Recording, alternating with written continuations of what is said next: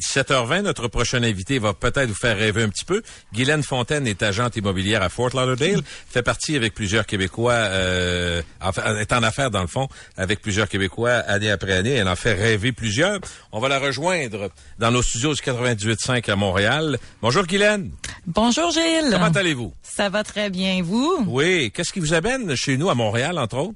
En fait, beaucoup de projets actuellement, rencontrer des clients ici à Montréal, mais surtout, j'ai participé au Salon Québec-Floride qui a eu lieu le 19-20-21, qui s'est terminé dimanche. Un grand succès. J'ai eu la chance de rencontrer beaucoup de clients en personne, donc c'est toujours un plaisir parce que moi, évidemment, je suis en Floride, alors souvent mes contacts avec les clients se font par téléphone.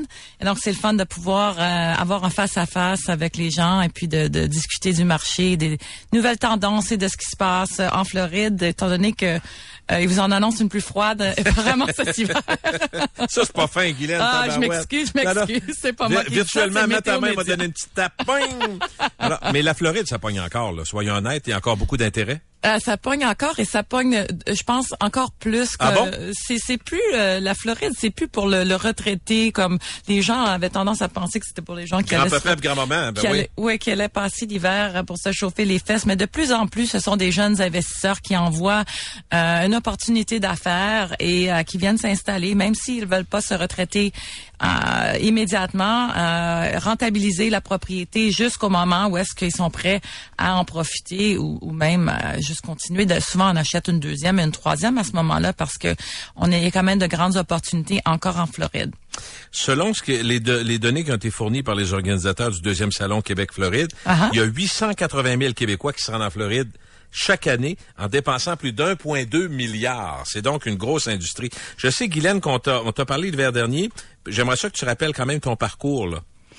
Oui, ben moi, j'ai travaillé pour la maison Burks durant un petit peu plus d'une décennie à Montréal. Et puis, en 2003, on a fait l'acquisition d'une chaîne de bijouterie en Floride. Et le bureau chef a été transféré. En fait, moi, j'ai été transférée au bureau chef de la Floride. Et puis, à ce moment-là, il y a eu un petit redirection de carrière. Et puis, j'ai pris ma licence en 2007 avec un marché qui, à ce moment-là, tombait dans l'immobilier. Mais c'était très intéressant de voir aussi ce qui se passait d'un autre sens parce que ça a beaucoup changé en Floride. On a eu beaucoup de reprises de finances, etc. Il y avait à ce moment-là beaucoup d'opportunités.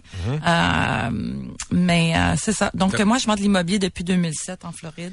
Est-ce que dès le départ, Guylaine, tu souhaitais servir une clientèle québécoise ou ça s'est imposé avec le temps? Par défaut, je pense qu'on connaît des gens, puis tu vends de l'immobilier, blablabla, puis on se réfère. Je me suis fait référer un à l'autre avec la force des choses à la longue, et je me suis créé une clientèle de Québécois. Et j'avoue que j'adore moi travailler avec les Québécois. Ça me donne un petit coin du pays de ma maison. Et puis est-ce que la distance est une problématique des fois? Le gars qui mettons est dans la région de Montréal, il veut acheter, il a pas le temps de se rendre. Est-ce que tu deviens comme un intermédiaire? Comment ça fonctionne?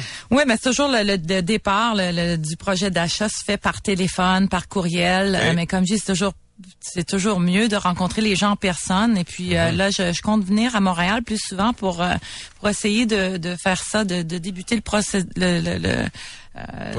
processus ici à partir de Montréal. Et puis les gens se sentent peut-être plus en confiance, mais le Salon Québec-Floride m'a permis beaucoup de faire ça. Et puis moi, j'invite les gens à visiter mon site web, toujours GuylaineFontaine.com, qui vient d'être remanié par mon fameux webmaster, qui le site est très très beau. Et puis on essaie d'identifier aussi des projets de nouvelles constructions pour les gens parce que. Mais c'est quoi qui est demandé? Y a-t-il un portrait robot de ce qu'on te demande? Tu parlais des jeunes investisseurs. Moi, j'avais l'impression que c'était des condos. On est en Floride, on s'achète un condo. Tu parles à des gens, mes parents ont un condo, on s'achète un condo. Et il y a d'autres façons de dépenser en Floride. En immobilier. En majorité, les Québécois, j'avoue que 70 à 75% achètent des condominiums parce que la facilité des choses de fermer la porte et quand on n'est pas là et tout ça. Et mais ils peuvent toujours le louer le condo aussi à plusieurs reprises durant l'année. Sauf que quand on est en communauté, on est géré par des lois et puis c'est plus difficile. bon, il y a des restrictions sur le nombre de temps qu'on peut le louer. Ça veut-tu dire qu'il y a des endroits, des complexes immobiliers où t'achètes un condo, tu te dis, moi, je vais y aller 5 semaines d'année, les restes, moi, le louer. Il y a des places qui permettront pas ça. Ça tu dis? Il y a des places qui ont des restrictions où est-ce qu'ils vont dire, il faut le louer à concurrence de 12 mois par année, à concurrence de 6 mois par année, à concurrence de 3 mois. Ils veulent éviter le va-et-vient. Puis exactement. Parce que sinon, ça devient trop transient, puis les valeurs baissent. Hein, ça devient comme un hôtel. Et puis, bon, par contre, moi, je suis en train d'identifier les immeubles qui sont de qualité et puis qui permettent une location plus fréquente, comme mensuellement. Et je suis en train d'identifier ça sur mon site web, ainsi que des nouveaux projets de construction. Parce que souvent, c'est une façon de faire des revenus. Si t'as pas le temps d'y aller tout le temps, tu dis, je vais acheter tout de suite parce que le marché est bon. Exact. Je pense que ça s'est avéré, Guylaine, dans les 2-3 dernières années. On en connaît des gens qui louaient, puis finalement, ils ont dit, on va acheter, puis on va rénover un peu parce que les prix sont vraiment bons. Exactement. Est-ce que le marché a remonté pas mal depuis ce temps-là? Disons que, pour être franche, depuis 2009, c'est certain qu'on a remonté beaucoup. On a pris 35% depuis 2009. Mais par contre, ce qui est intéressant, Gilles, de noter, c'est que depuis le mois d'août dernier, on a pris une hausse de 14,7%, sauf qu'en juillet et août, on a une petite correction, si on veut.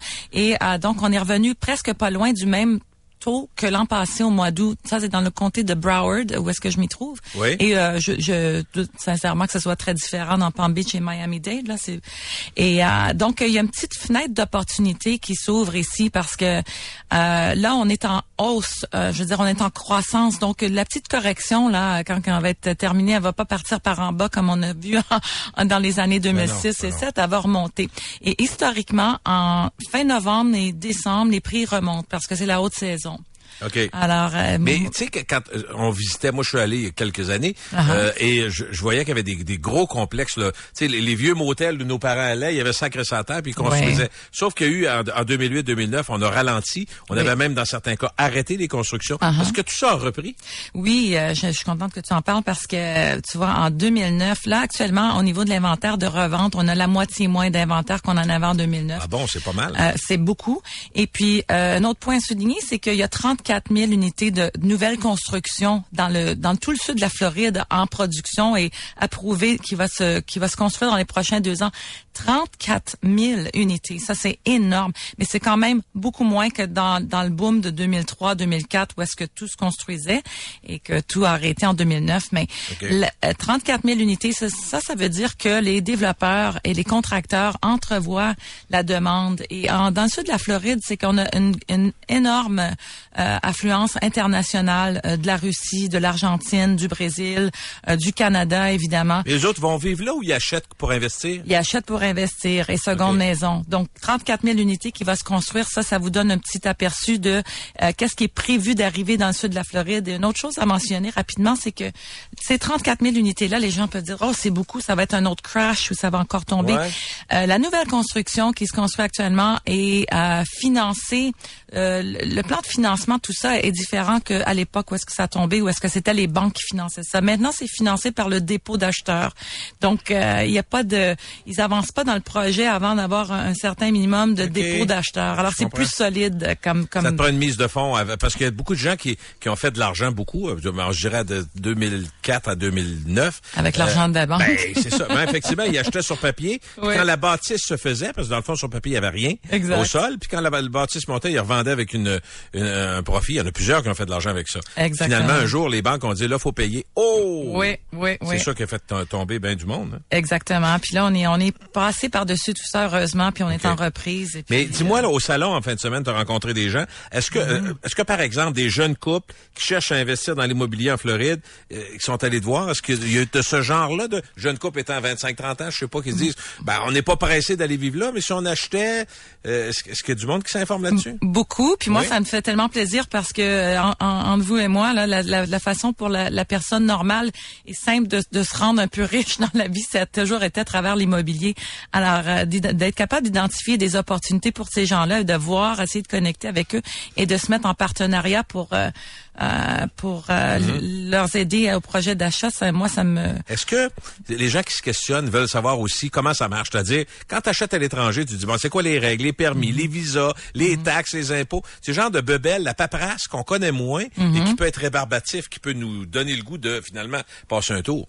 Ben, il faut s'informer, c'est comme dans tout là, mais c'est moins compliqué que les gens le pensent de toute façon. Et entre le Canada et les États-Unis, c'est à noter qu'il n'y a pas de double imposition. Hein. Quand on a un revenu, évidemment, dès qu'on a un revenu dans n'importe quel pays, le gouvernement de ce pays-là en voudra sûrement une partie, c'est normal. Bon, alors puis il y a une convention entre Canada et les États-Unis de non-imposition pas de double imposition entre les deux pays. Donc, quand on paye aux États-Unis, on ne paye pas deux fois au Canada.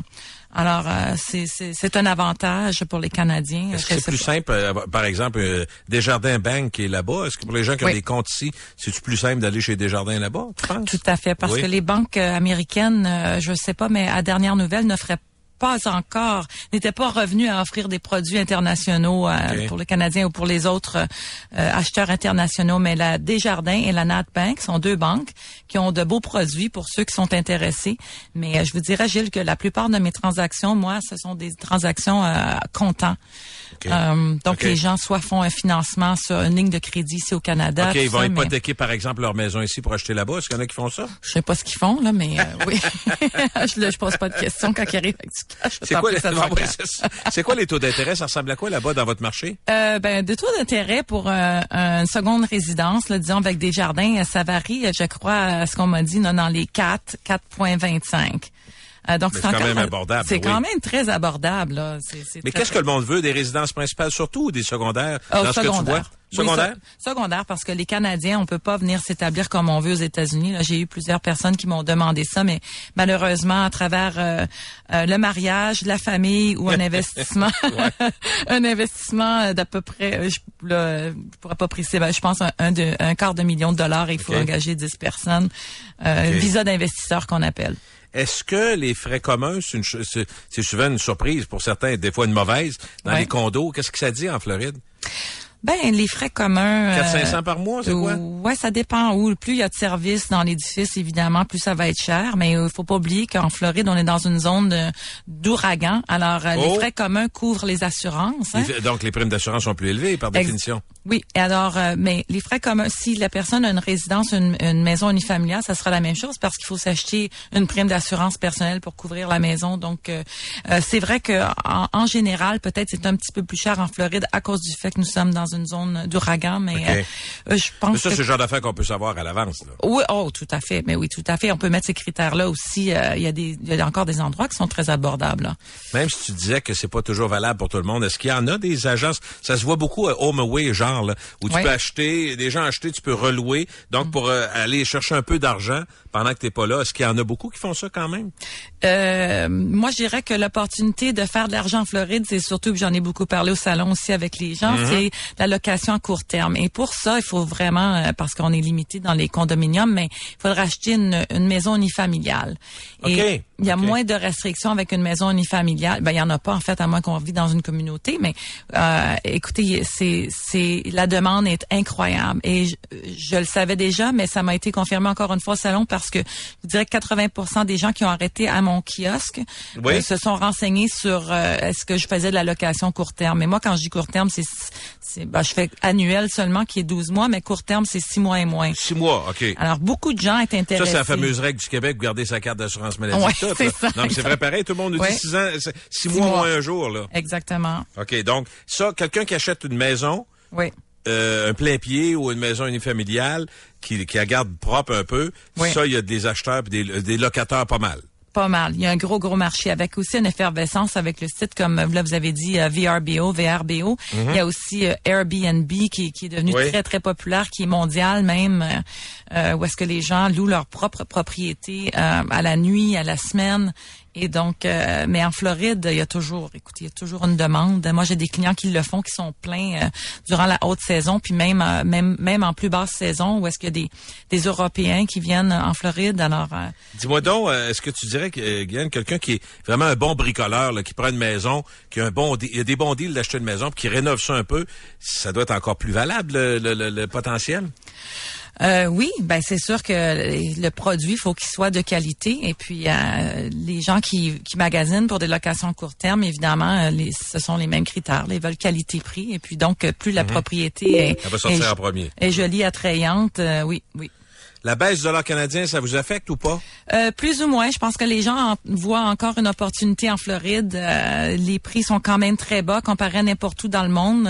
Sur le bord de la mer, encore à 250, 300 $ du pied carré. C'est comme... il y a des gens qui me parlaient du Costa Rica, de la République dominicaine, qui était plus cher que ça. Alors, écoutez, ça, comme je dis, ça s'en va en montant, mais c'est encore pas vraiment cher là, quand on regarde Oceanfront partout dans le monde. Là. Mm-hmm. Donc, ça fait 7 ans que t'es là, pas question que tu reviennes, toi, là, t'es bien. Ça fait 11 ans que je suis là. 11 ans? Ça fait 7 ans que je fais de l'immobilier. T'as vieilli, je suis rajeuni, t'as 4 ans dans 10 minutes, c'est bon. Félicitations, tu restes là-bas, il n'y a pas question que tu reviennes? Non, je reviens comme ça, là, à tous les quarts, à peu près, passer un peu de temps. Un petit peu. Oui, c'est Voir ça. si les gens vont te reconnaître. Petite dose, puis l'été. Parfait. Bon hiver quand même. Merci de nous avoir parlé. Merci, juste un plaisir. À bientôt. Oui. Guylaine Fontaine est agente immobilière à Fort Lauderdale. Si vous voulez savoir de quoi, vous avez des informations, elle peut vous guider. GuylaineFontaine.com, c'est pas très compliqué. On va mettre quand même le lien parce qu'on est fin sur gillesparent.com et fm93.com.